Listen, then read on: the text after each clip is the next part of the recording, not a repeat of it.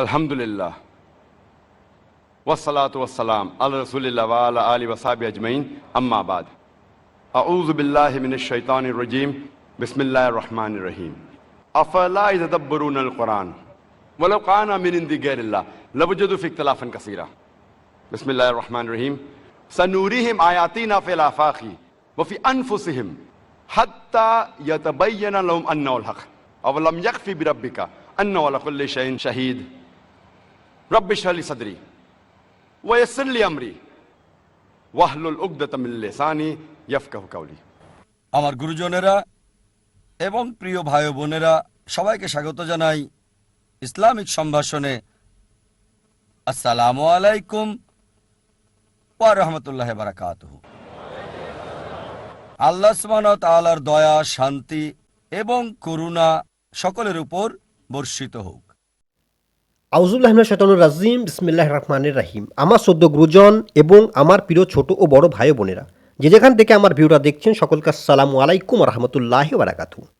আজকে আমার ভিডিও আলোচনার বিষয় নবী মুহাম্মদ সাল্লাল্লাহু আলাইহি সাল্লামের ইতিহাস এবং কোরআন কি আল্লাহর বাণী, নায়ের রচয়িতা হযরত মুহাম্মদ সাল্লাল্লাহু আলাইহি ওয়াসাল্লাম।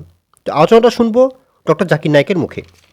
আশা করছি ভিডিওটা শুরু থেকে শেষ পর্যন্ত অবশ্যই দেখবেন এবং যারা আমার চ্যানেলটি সাবস্ক্রাইব করে আমার পাশে আছেন তাদেরকে অসংখ্য অসংখ্য ধন্যবাদ।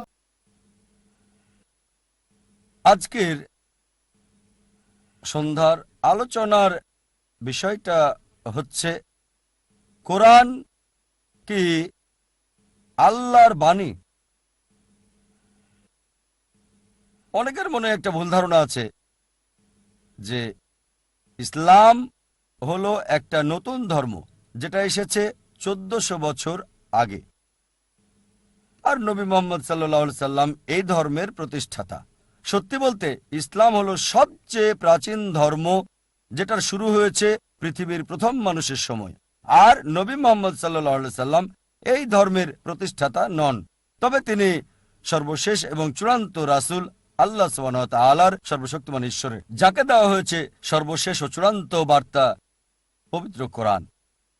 সকল নবীগণ যারা সর্বশেষ ও চূড়ান্ত নবী মুহাম্মদ সাল্লাল্লাহু আলাইহি সাল্লামের আগে এসেছিলেন, তাদেরকে একটা নির্দিষ্ট গোত্রের জন্য প্রেরণ করা হয়েছিল, আর সেই নবীকে ওই গোত্রের লোকদের জন্য মানা আবশ্যক ছিল একটা নির্দিষ্ট সময়ের জন্য। যেহেতু পূর্ববর্তী সব কিতাব নির্দিষ্ট একটা গোত্রের জন্য ছিল, নির্দিষ্ট সময়ের জন্য ছিল, আর তাদের অনেক মুজিজা দেখিয়েছেন পূর্ববর্তী নবীগণ, যেমন ধরেন সমুদ্রকে দুই ভাগ করা, মৃতকে জীবিত করা, এগুলো সেই সময়ের লোকদের সন্তুষ্ট করত। কিন্তু এখন আমাদের জন্য এগুলোর পরীক্ষা করার, যাচাই করার কোনো সুযোগ নাই। আর নবী মুহাম্মদ সাল্লাল্লাহু আলাইহি সাল্লামকে শুধু মুসলিম বা আরবদের জন্য প্রেরণ করা হয়নি। পবিত্র কোরআন বলছে সূরা আম্বিয়া অধ্যায় 21 আয়াত 107-এ, ওয়ামা আরসালনাকা ইল্লা রাহমাতাল লিল আলামিন, আমি আপনাকে প্রেরণ করেছি রহমত স্বরূপ সমগ্র সৃষ্টির জন্য, রহমত স্বরূপ সমগ্র মানবতার জন্য, রহমত স্বরূপ সারা পৃথিবীর জন্য। যেহেতু নবী মুহাম্মদ সাল্লাল্লাহু আলাইহি সাল্লাম শুধু মুসলিম বা আরবদের জন্য ছিলেন না, তিনি ছিলেন সমগ্র মানবতার জন্য, আর ছিলেন সর্বশেষ নবী। যে মুজিজা তাকে দেওয়া হয়েছে সেটা সর্বকালের জন্য, আর তার এই মুজিজা সে সময়ের লোকদের সন্তুষ্ট করেছে, বর্তমানেও এবং ভবিষ্যতেও করবে। যেহেতু তিনি সর্বশেষ নবী, তার মুজিজাও সর্বকালের জন্য সবাইকে সন্তুষ্ট করবে, আর যাচাই করা যাবে শেষ দিন পর্যন্ত। যদিও নবী মুহাম্মদ সাল্লাল্লাহু আলাইহি সাল্লাম তিনি তখন নিজে শত শত মুজিজা দেখিয়েছেন, তবে সেগুলোর প্রতি গুরুত্ব দেননি। আর সমগ্র মুসলিম জাতি আমরা গর্ব করি তার চূড়ান্ত মুজিজার, সেটা হচ্ছে পবিত্র কোরআন, যেটা সর্বশেষ এবং চূড়ান্ত বার্তা আল্লাহ সুবহানাহু ওয়া তাআলার সর্বশক্তিমান ঈশ্বরের সর্বশেষ এবং চূড়ান্ত নবী মুহাম্মদ সাল্লাল্লাহু আলাইহি সাল্লামের প্রতি। এটা হচ্ছে সর্বকালের জন্য অলৌকিক। এটা সেই সময়ের লোকদের সন্তুষ্ট করেছে, এখনো সন্তুষ্ট করছে এবং শেষ দিন পর্যন্ত করবে। এটা সেই সময় পরীক্ষা এবং যাচাই করা গেছে, এখনো যাচাই করা যাবে এবং ইনশাআল্লাহ এটাকে যাচাই এবং পরীক্ষা করা যাবে শেষ দিন পর্যন্ত। এ কারণেই এটা হচ্ছে অলৌকিকের অলৌকিক। এটা সর্বকালের জন্য অলৌকিক। এটা সেই সময়ের লোকদের সন্তুষ্ট করেছে, এখনো সন্তুষ্ট করছে এবং শেষ দিন পর্যন্ত করবে। এটা সেই সময় পরীক্ষা এবং যাচাই করা গেছে, এখনো যাচাই করা যাবে এবং ইনশাআল্লাহ এটাকে যাচাই এবং পরীক্ষা করা যাবে শেষ দিন পর্যন্ত।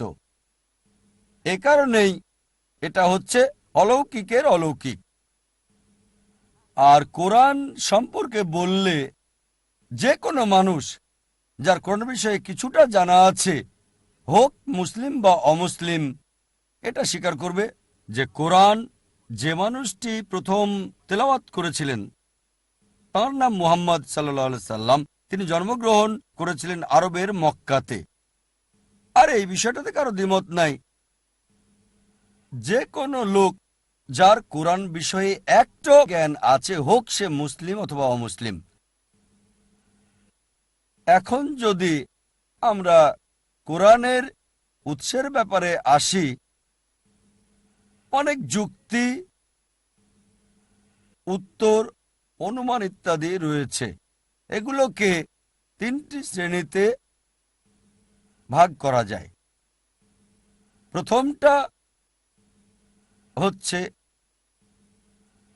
নবী মুহাম্মদ সাল্লাল্লাহু আলাইহি সাল্লাম তিনি সচেতনভাবে, অর্ধচেতনভাবে অথবা অচেতনভাবে কোরআনের লেখক। দ্বিতীয় প্রকার হচ্ছে নবী মুহাম্মদ কোরআন রচনা করেছেন অন্য কোনো উৎস থেকে বা নকল করেছেন অন্য কোনো ধর্মগ্রন্থ থেকে, চুরি করেছেন তিনি। তৃতীয় প্রকার হচ্ছে এর কোনো মানবীয় লেখক নেই, মানবীয় উৎস নেই, বরং আক্ষরিক অর্থেই সর্বশক্তিমান আল্লাহ তাআলার বাণী। কোরআনের উৎসের ব্যাপারে যে কোনো ধারণায় হোক এই তিন শ্রেণীর মধ্যেই পড়বে। সেটা শর্তটা মতামত থাক, এই তিন প্রকারের মধ্যেই সেটা পড়বে। আজকে আমরা পরীক্ষা আর যাচাই করব বিভিন্ন মানুষের দেওয়া বিভিন্ন অনুমান আর মতামতের। সবগুলো বলার হয়তো সময় হবে না, যেহেতু সময় খুবই সীমিত। আমি আলোচিত আর গুরুত্বপূর্ণ মতামতগুলো নিয়ে এখানে শুধু কথা বলবো। প্রথমে দেখব নবী মুহাম্মদ সাল্লাল্লাহু আলাইহি সাল্লাম কি কোরআনের রচয়িতা হতে পারেন? হতে পারে সচেতন, অর্ধচেতন বা অবচেতনভাবে। এটা হচ্ছে খুবই অযৌক্তিক যে কোনো ব্যক্তি স্বীকার করবে না বা কেউ বলবে না এমন কোনো বিখ্যাত কাজ করার পর, হোক সেটা সাহিত্য অথবা বিজ্ঞান, যা কিছু এমন বিষয় বলেছেন ইসলামের সমালোচকেরা, তারা বলে নবী মুহাম্মদ সাল্লাল্লাহু আলাইহি সাল্লাম কোরআনের রচয়িতা। কখনোই নবীজি এই ব্যাপারটা দাবি করেননি যে তিনি কোরআনের রচয়িতা ছিলেন বা একটা শব্দ রচনা করেছেন, কখনোই দাবি করেননি। তিনি দাবি করেননি যে কোরআন তিনি নিজে রচনা করেছেন। আর কোরআন হচ্ছে আরবি ভাষার শ্রেষ্ঠ কাজ। তাহলে কেন একজন ব্যক্তি এই শ্রেষ্ঠ কাজের কৃতিত্বটা নেবেন না? কেন মিথ্যে বলবেন? ইতিহাস আমাদের বলে বাল্যকাল থেকে নবুয়ত লাভ করা পর্যন্ত, 40 বছর বয়স পর্যন্ত মুহাম্মদ সাল্লাল্লাহু আলাইহি সাল্লাম একটা মিথ্যে কথাও কখনো বলেননি। একটা মিথ্যের প্রমাণ নেই, জীবনে তিনি মিথ্যে বলেননি একটাও। আর নবুয়ত পাওয়ার আগে তিনি পরিচিত ছিলেন সত্যবাদী, সৎ মানুষ আর দানশীল হিসেবে। তাকে বলা হতো আলামিন। শত্রুরা, বন্ধুরা সবাই তাকে বলতো সত্যবাদী। অনেক দৃষ্টান্ত আছে, এমনকি সেসব লোকও নবীজির নবুয়ত লাভের পর তারা বলতো সে মিথ্যে বলছে। তারপরে শত্রুরা, বিরোধীরা তাদের মূল্যবান জিনিসগুলো নিরাপত্তার জন্য তার কাছে রাখত। বিষয়টা তারপরও পরিষ্কার হয় যখন নবীজি মক্কা থেকে মদিনা হিজরত করেন। তিনি হযরত আলী রাদিয়াল্লাহু আনহুকে বললেন, এই জিনিসগুলো মালিককে বুঝিয়ে দেবে। তার শত্রুরা বলতো সে মিথ্যে বলছে, তারপরও তাকে তারা বিশ্বাস করত, মূল্যবান জিনিসগুলো তার কাছে রাখত। কেন? আমরা আবু সুফিয়ানের কথা বলতে পারি, যিনি মক্কার একটা গোত্রের প্রধান ছিলেন। যখন তিনি রাজা হারক্লাউসের কাছে গেলেন, তার সাহায্য চাইলেন, তখন রাজা জিজ্ঞেস করলেন যে তোমার কি মনে হয়, তোমার জানা মতে এই নবী কখনো মিথ্যে বলেছে, অথবা কখনো কি সে অবিচার করেছে? আবু সুফিয়ান, সে সময় সে নবীজির শত্রু ছিল, সে উত্তর দিল না। তাহলে কেন এমন সৎ, বিশ্বাসী, দানশীল ব্যক্তি মিথ্যে কথা বলবে? চলুন এবারে প্রাচ্যবিদ আর ইসলামের সমালোচকদের বিভিন্ন অভিযোগগুলো বিশ্লেষণ করে দেখি মুহাম্মদ সাল্লাল্লাহু আলাইহি ওয়াসাল্লামের বিরুদ্ধে। আলোচিত বিষয়গুলো দেখব। ইসলামের সমালোচকদের একটা অভিযোগ হচ্ছে যে নবী মুহাম্মদ মিথ্যে বলেছে যে সে কোরআনের রচয়িতা নয়, আর ঈশ্বরের উপর চাপিয়ে দিয়েছে স্বার্থ হাসিলের জন্য। আমরা জানি অনেক মানুষই তারা নিজেকে নবী দাবি করেছিল, ধর্মপ্রচারক দাবি করেছিল, নিজেকে সাধু দাবি করেছিল বিলাসবহুল জীবনযাপনের জন্য। পৃথিবীতে এমন হাজার হাজার উদাহরণ আছে, এমনকি এখনো। কিন্তু যদি নবীজির জীবনের দিকে তাকাই, তিনি নবুয়ত পাওয়ার আগে বিলাসবহুল জীবনযাপন করেছেন নবুয়তের পরের জীবনের চেয়ে। তিনি বিয়ে করেছিলেন 25 বছর বয়সে একজন ধনী মহিলাকে, যার নাম খাদিজা রাদিয়াল্লাহু আনহা। আর নবুয়ত পাওয়ার পরের জীবনটা ছিল তার খুবই কষ্টের। যদি চাইতেন, নবুয়তের পর তার জীবন আরো বিলাসবহুল হতো, যেমনটা এখনকার নবী আর সাধু দাবিকারীদের ক্ষেত্রে দেখা যায়।